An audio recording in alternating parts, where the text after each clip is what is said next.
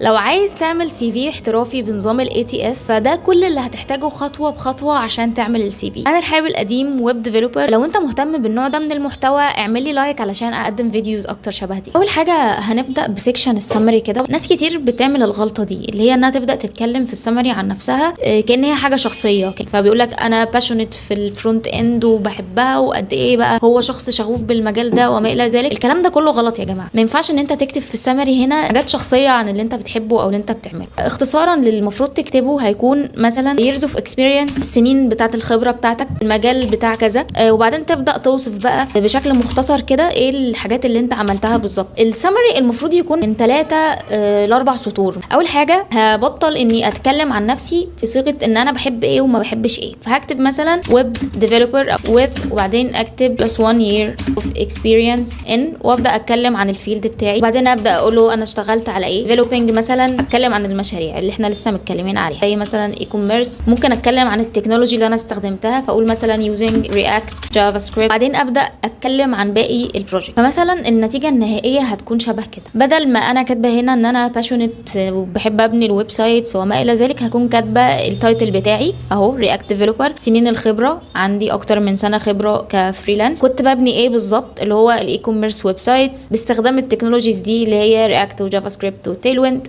فلو انت مثلا جرافيك ديزاينر تكتب هنا مثلا جرافيك ديزاينر with 2 او 3 years of experience. بدل building هنا بقى تبقى designing logos brand identities and so on، استخدام مثلا برنامج ادوبي الستريتور فوتوشوب and so on. تمام. مثلا جرافيك ديزاينر هتبقى بتتكلم عن الكالر ثيوري وعن الكومبوزيشن. لو انت ديجيتال ماركتير هتبقى بتتكلم عن التارجتنج، عن الكونفرجنز، عن الارقام بتاعتك. مش فارقه نوع المجال بقى على قد ما انت بتشوف ايه الحاجات المهمه في المجال بتاعك وتبدا تكتب عنها. بالنسبه للورك اكسبيرينس بقى، لما تيجي تتكلم عن الورك اكسبيرينس المطلوب منك كذا حاجه، تعال نتكلم عنها. اول حاجه تبطل الكلام العام اللي هو انا اشتغلت فريلانسر في فرونت اند ديفلوبر، اشتغلت على مشاريع معقده، او ان انا كنت بشتغل والكلاينتس كانوا مبسوطين مني، او ان انا كنت بحب شغلي. الانواع دي من الكلام مرفوضه تماما هنا. اللي احنا عايزينه بدل كده هتبقى القاعده دي، التكنولوجيز او الحاجات اللي انت استخدمتها، تمام، المشاكل اللي انت واجهتها والحلول اللي انت حلتها. يعني انت عملت ايه او وصلت لايه في النتيجه. انت مثلا اشتغلت مع عدد معين من الكلاينتس، اشتغلت مع 10 كلاينتس تكتب انك اشتغلت معاهم. انت رفعت كفاءه ويب سايت مثلا، عملت تصميم احترافي في مده سريعه، او استخدمت تكنولوجي معينه عشان تعملها، استخدمت برنامج معين، استخدمت مزيج ما بين برامج او ما بين تكنولوجيز او ما بين لغات برمجه وصلك لنتيجه معينه. لان انا كاتش ار دلوقتي بقرا السي في بتاعك او كاي تي اس كمان، انا بحاول ان افهم ايه هي الحاجه اللي انت وصلت لها بالظبط بشكل يمكن قياسه، اقدر اقارنك بيه. مثلا بدل ما انا بقول ان انا حسنت سرعه ويب سايت بقول رفعت كفاءه ويب سايت بنسبه 10% مثلا.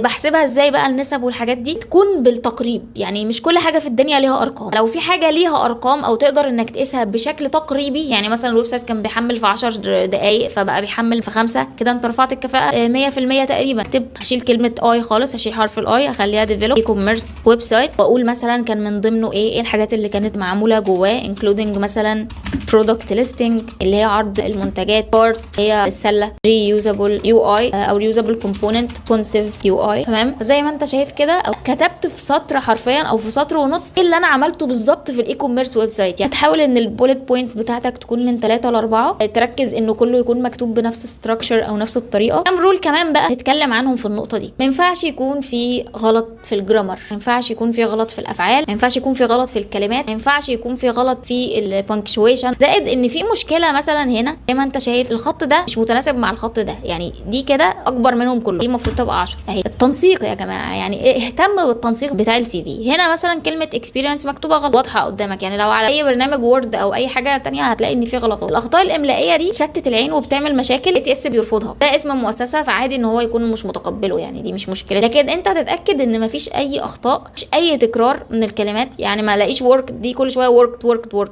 بص لو ملاحظ enjoyed worked دي تكرار للافعال. احنا ما ينفعش ان احنا نكرر كل ده. يعني فين باقي الكلمات؟ عندك developed, maintained, collaborated, performed, اوبتمايزد. في الاف من الافعال اللي انت ممكن تستخدمها عشان تعبر عن الشغل بتاعك. اولا ببدا اتكلم بفعل، ثانيا بتكلم عن النتيجه على طول. يعني انا عملت بورتفوليو ويب سايتس مبنيين على كذا، استخدمت فيهم بيرسونال براندنج، استخدمت فيهم لغه برمجه كذا. ممكن تكتب بطريقه بالاي تي اس مظبوطه فعلا وتكون بتماتش الوظيفه، لكن الاتش ار اللي يمسك السي في يراجعه يتفاجئ ان هو مش مهتم باي حاجه من اللي انت كاتبه. لما مكتوب كويس او مكتوب بطريقه محنكه، لكن هو في الحقيقه مفيش اي قيمه من الكلام اللي انت كاتبه. هنا في ارقام انا قادر اشوفها، في ادوات انا استخدمتها او لغات برمجه او برامج واضح قدامي. انا اول كاتش ار كده لما اجي اشوف السي في بتاعك هبص كام ثانيه هكون خلاص قريت كلمه رياكت وجافا سكريبت وقريت كلمه اي كوميرس وقريت كلمه داشبورد. يعني فكر ان انت دلوقتي اتش ار ومشغول وما عندكش وقت، فبتقرا بسرعه الحاجات اللي قدامك. افريج تايم اصلا للسي في بيكون 5 ثواني، فانت ال5 ثواني دول يا اما اتقبلت فيهم يا اما اترفضت. لو انت اتقبلت فهو هيدقق في السي في بتاعك ويبدا يركز بقى على باقي التفاصيل، ولو اترفضت خلاص مع السلامه. فاحنا مش عايزين بس ان احنا نتقبل في الاي تي اس، احنا عايزين نتقبل من البني ادم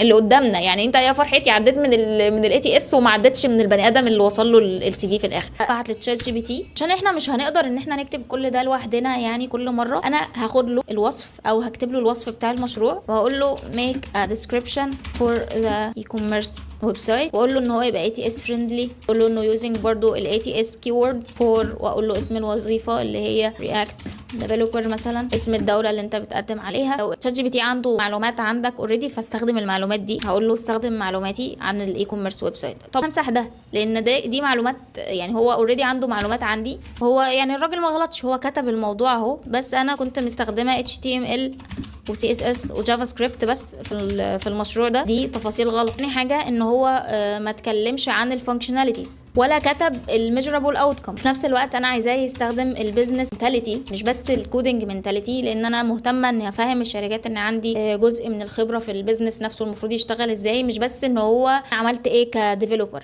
لان انا مش بس ديفلوبر، انا عندي معلومات كمان في البيزنس، فانا هبدا اكلمه عن الحاجات دي. الكلام اللي هو كاتبه لي ده مش متناسب مع اللي انا عايزاه، لانه هو فانكشناليتيز اهم من كده. فانا هساله عن الاول ايه هي الفانكشناليتيز المهمه. انا الاول بساله هنا كده ايه هي اهم حاجات الشركات بتدور عليها مثلا في الامارات في كوميرس ويب سايتس مثلا، عشان هو يبدا يرد عليا فيها. خلاص الكلام ده كلام منطقي جدا. اول حاجه بيدوروا على الريسبونسيفيتي، الويب سايت نفسه يكون شغال كويس، يعني اد تو كارت او ريموف، او ان انا اعدل حاجه او اضيف حاجه للسله بتاعتي في الويب سايت. فانا هقول له بقى بناء على اللي انت قايله ده اعمل لي بولت بوينتس توصف الاي كوميرس ويب سايت بتاعي. بعدين وصفت له ايه هي الحاجات اللي انا استخدمتها او لغات البرمجه والفريم وركس اللي استخدمتها وانا بعمل الويب سايت ده. مش هنسى ان اقول له ان هو يكون ATS فريندلي او مبني على الاي تي اس، وبيستخدم الكلمات او الكيوردز اللي بتستخدم في الوظائف دي.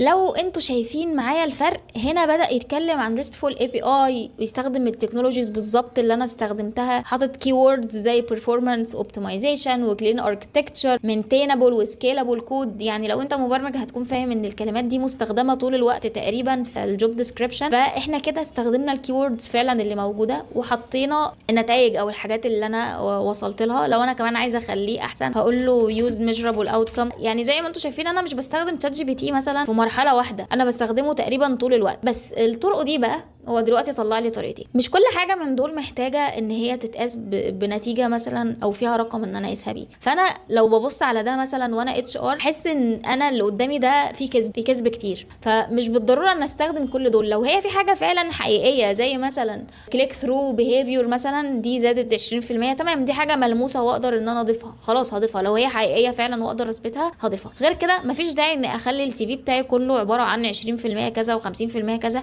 وهي في الحقيقه ارقام وهميه، لان هي بتبان يعني زي ما انتم شايفين. انا هكتفي بالنسخه اللي كانت قبلها، دول كتير يعني اكتر من اللي احنا عايزينه بكتير، فانا هختار الاهم منهم. نيجي بقى لقسم الكورس سكيلز او الشهايد. يعني في كل المشاريع اللي قبل كده المفروض ان انت بتستخدم حاجه اسمها الكيوردز او البروفيشنال كيورد، غالبا بتكون في وصف الوظيفه البوليت بوينتس دي. يعني مثلا لو انا ويب ديفلوبر فانا بستخدم كلمات زي CSS وجافا سكريبت و HTML، بستخدم كلمه زي اي كوميرس اركتكتشر اوبتمايزيشن، كل دي كلمات بتستخدم وبتبقى موجوده في وصف الوظائف. ممكن انك تسال تشات جي بي تي على لسته من الكلمات دي او تخليه يستخدمها وسط الوصف بتاعه وتقول له ان انا عايز الكيوردز الخاصه بالوظيفه الفلانيه اللي هي هنا مثلا الرياكت ديفلوبر، يبدا يكتب لك بناء عليها البوليت بوينتس دي او الوصف ده. لكن من النقط المهمه قوي وانت بتكتب هنا الكور سكيلز هي انك تحاول على قد ما تقدر تستخدم الكلمات دي اللي هي بتبقى اندستري سبيسيفيك جدا، زي مثلا داتا ستراكشرز والجوريزمز. سكيلز هنا وانت بتحط السكيلز بتاعتك حاول انك تكون يكون ماشي على الكلمات دي. يعني مثلا كلمه زي ديزاين لوحدها دي مش موجوده، باك اند لوحدها مش موجوده، او مش مناسبه هنا انك تحطها في السكيلز، فانت بتحاول تخليها مناسبه للسكيلز وفي نفس الوقت مناسبه للكيوردز او الكلمات المفتاحيه. مثلا انا كنت مجمعه هنا السكيلز رياكت جي اس، ايوه دي مثلا تكنولوجيز اهي او التك ستاك بتاعي، فانا هاخد ده كده كله واحطه هنا. قبل بس ما احطه في هنا كلمه زي دي اس اي، دي الاختصارات ممنوعه تماما في السي في، فانا هكتب داتا ستراكشرز اند الجوريثمز. ما ينفعش ان اكتب دي اس اي بس كده، دي حاجه ممكن الاي تي اس يرفضها او غالبا بيرفضها، او كمان الاتش ار نفسه لو مش اتش ار تكنيكال مش هيعرف الكلمه اللي انا كاتبها دي معناها ايه. اتش تي ام ال 5 مثلا، اس اس 3 هنا انا بكتب بالكابيتال عشان دول بيتكتبوا بالطريقه دي. اكتب جافا سكريبت، اكتب الجوريثمز، حاول ان اكتبهم لوحدهم كل حاجه. حاول ان انا ابقى من 8 ل 15 سكيل هنا، يعني ما زودش عن 15 وما قلش عن 8. تمام، فهنا احنا كاتبين مثلا تقريبا 13 سكيل كده كفايه. تمام. بالنسبه للإديوكيشن او للتعليم برضو هنا في اختصار، ما ينفعش ان انا اكتب كده، المفروض ان انا اكتب، ما ينفعش ان انا اسيب الاتش ار يخمن حاجه زي دي. تمام، لازم ان انا اكتب البكالوريوس بتاعي مثلا، او العنوان منين، او الجامعه كمان، اسم الجامعه فين مش موجود. بالنسبه للغات، يعني وانت بتكتب اللغات حاول تشوف انت بتقدم فين قبل ما تحط اللغات. يعني هنا مثلا دي 4 لغات محطوطين ليه؟ مفيش اي مكان مهتم بهذا الكم من اللغات، حتى لو انت عندك الكم ده من اللغات. يعني لو انت بتقدم في شركه فيها كلام الماني فماشي كويس، حط مستوى الالماني بتاعك. لو انت او ناوي انك بعدين جوه نفس الشركه تحول لغه تانية تمام، لكن كل دي لغات غير مهمه في الموقف ده. يعني انت هنا ممكن تسيب العربي والانجليزي بس مثلا، وساعات كمان ممكن تخلي الانجليزي بس. يعني مش لو انت هتستخدم انجليزي بس في الشركه عادي ممكن تحط انجليزي بس او عربي بس، او تشيل قسم اللغات كله. الشهايد يعني جزء منهم ليه محطوط التاريخ بتاعه وجزء منهم مش محطوط التاريخ بتاعه، فلو انت هتحط التاريخ حطه في كله، ولو هتشيله شيله في كله. زائد ان كل دول تقريبا بيأدوا نفس الوظيفه، فرونت اند فرونت اند فرونت اند، فانت يا اما تختار اهم شهاده فيهم، يا اما تختار شهاده جامعه ليهم، او تختار اقدم شهاده او تختار احدث شهاده، لكن ما تحطش كل ده. يعني احنا بنحاول نخلي السي في فيه اكتر حاجات مهمه عشان نوفر الوقت بتاع الاتش ار. فهنا مثلا انا كاتبه اسم الشهاده والمؤسسه اللي حطاها، لا حط التخصص